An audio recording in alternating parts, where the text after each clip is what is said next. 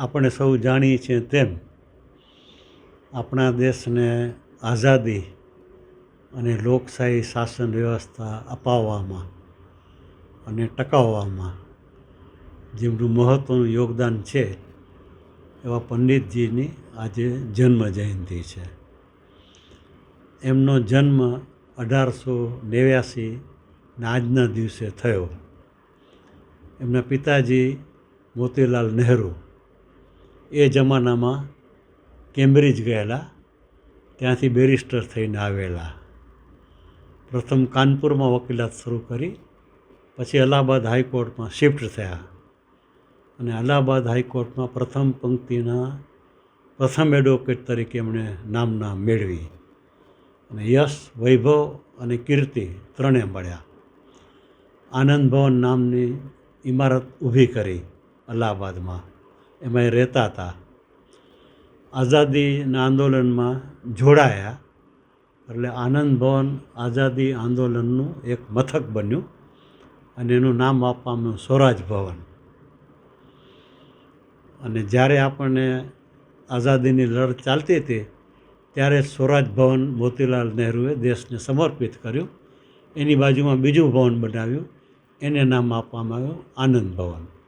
આ મોતીલાલ નહેરુનો આ દેશ માટે જે ભોગ આપ્યો તે.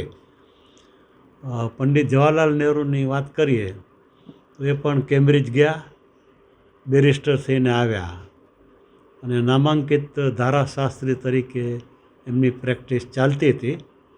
દરમિયાનમાં ગાંધીજીના પ્રભાવ હેઠળ આઝાદીના આંદોલનમાં જોડાયા અને લગભગ 9 વખત એમણે જેલવાસ ભોગવ્યો. એમ કહેવાય છે કે આઝાદીની લડતમાં જેલવાસ જે નેતાઓએ ભોગવ્યો એ પૈકી પંડિતજીએ જે જેલવાસ ભોગવ્યો એની સંખ્યા વધારે થતી હતી દિવસોની દૃષ્ટિએ. અને એ જેલવાસ દરમિયાન એમણે ઇન્દિરાજીને પત્રો લખ્યા, જે પાછળથી ગ્લેમ્સીસ ઓફ વર્લ્ડ હિસ્ટ્રી નામ પુસ્તકાકારે પ્રગટ થયા. અને જેલવાસ દરમિયાન ભારતને લગતું ડિસ્કવરી ઓફ ઇન્ડિયા પુસ્તક લખ્યું, એ પણ પ્રકાશિત થયું. બંને પુસ્તકો બેસ્ટ સેલર સાબિત થયા અને આજની તારીખે દેશ અને દુનિયામાં વંચાય છે. પંડિતજીએ જેલવાસ ભોગવ્યો એનું એક કારણ કે કલકત્તામાં જાહેર સભાઓ ભરતા હતા અને એમાં રાજદ્રોહના આરોપસર એમની ધરપકડ કરવામાં આવી.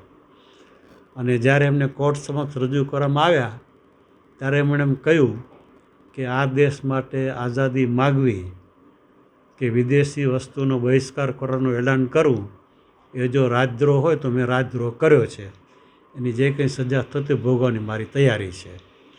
અને બધી સજાઓ એમણે ભોગવી અને સખત મજૂરી સાથેની સજા એમણે ભોગવી.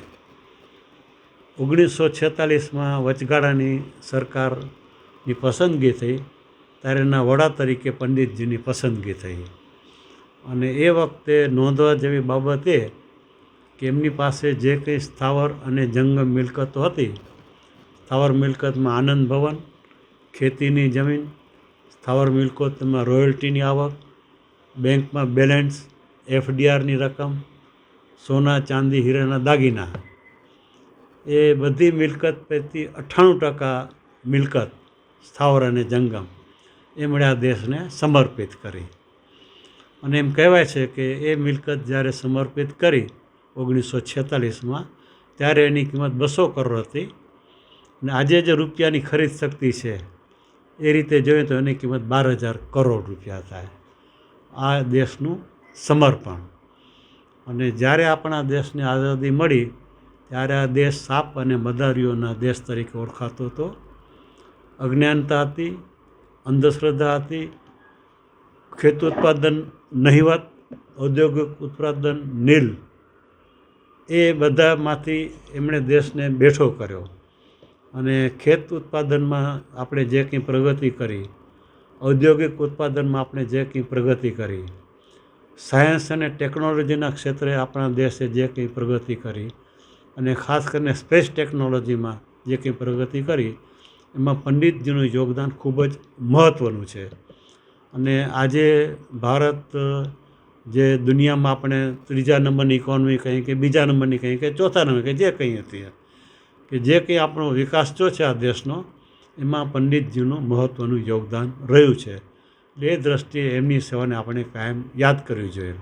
એટલે એમના જીવનમાંથી નાના બાળકો જે આ દેશના ભાવિ નાગરિકો છે પ્રેરણા લે માટે આજના કાર્યક્રમનું આયોજન સત્યમ અને તાનારીરી સંસ્થાના રાહબર ભાઈ શ્રી દર્શક અંતાણીની માર્ગદર્શન હેઠળ કરવામાં આવ્યું. એમાં આપણે જોયું કે 4 બહેનોને જુદા જુદા ઇનામો આપવામાં આવ્યા. જે 2 બાળકો પંડિતજીની વેશભૂષા પહેરીને આવેલા એમને આર્થિક રોકડ ઇનામ આપવામાં આવ્યા અને ઉપસ્થિત બધા જ બાળકોને મિષ્ટાન અને ફરસાણનો નાસ્તો આપવામાં આવ્યો અને બધી વસ્તુ એમણે આનંદથી સ્વીકારી એ આપે જોયું. હું એમ ઈચ્છીશ કે પંડિતજીના જીવનમાંથી અને આ દેશના અન્ય રાષ્ટ્રીય નેતાઓ કે જેમણે આઝાદીની લડતમાં ભોગ આપ્યા અને ત્યાર પછી આ દેશના વિકાસમાં ભોગ આપ્યા એમના જીવનમાંથી આપણે સૌ પ્રેરણા લઈએ. નંબર 1 કે પોતે પોતાના પગભર કેમ ઊભા થવું, સારા વકીલ, સારા બેરિસ્ટર, સારા ડૉક્ટર, સારા ઇજનેર કેમ થવું, પોતાના પરિવારને કેમ ઉપયોગી થવું, નામાંકિત વ્યક્તિ તરીકે કેમ એસ્ટાબ્લિશ થવું અને ત્યાર પછી પોતાનું શહેર, જિલ્લો, રાજ્ય અને દેશ એના માટે જે કંઈ થઈ શકે એ કરવા માટે જો આપણે મનોમન નક્કી કરશું તો મને એમ લાગે છે કે આજની ઉજવણી આપણે સાર્થક કરી છે. અંતમાં બાળકોનો ઉત્સાહ આપણે જોયો. નહેરુ ચાચા જિંદાબાદ, નહેરુ ચાચા અમર રહો. આવા કાર્યક્રમો આપણે કરીએ તો બાળકોમાં, વિદ્યાર્થીઓમાં, યુવાનોમાં હું માનું છું કે દેશપ્રેમની લાગણી વધારે પ્રજ્વલિત થઈ શકે અને દેશના બાળકો, યુવાનો, નાગરિકો દેશ માટે એમનાથી જે કંઈ થઈ શકે એ કરવા માટે નક્કી કરે. એ આવા કાર્યક્રમનો હેતુ. Thank you.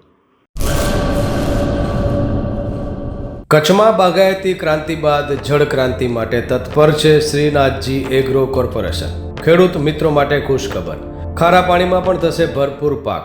સબમર્સિબલ પંપના ડીલરો, ઇરિગેશનના ડીલરો અને એગ્રો સર્વિસ સેન્ટરના વેપારીઓ માટે બહોળા વેપારની સુવર્ણ તક એટલે કશ્યપ એન્ટીસ્કેલ સિસ્ટમ. આ મશીન ખારા પાણીને પણ ખેતી લાયક બનાવે છે.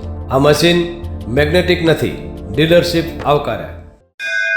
મોંઘું બિયારણ વાયું, સારું ખાતરય નાખ્યું, પણ આ ખારા પાણીને લીધે પાકનો ઉગાવ નો થયો તે નો જ થયો અને ઉપજય નો નીકળી. ભલા માણા મૂંઝાય છે શેનો? ખેતરમાં લગાવ કશ્યપ એન્ટીસ્કેલ મશીન જે ખારા પાણીને બનાવે ખેતી લાયક અને ફળદ્રુપ જમીન સાથે આપે મબલખ પાક. સંપર્ક Shrinathji agro corporation, Prahlad Nagar road, SJ highway, Ahmedabad. સંપર્ક મનોજભાઈ 98 250 20 331.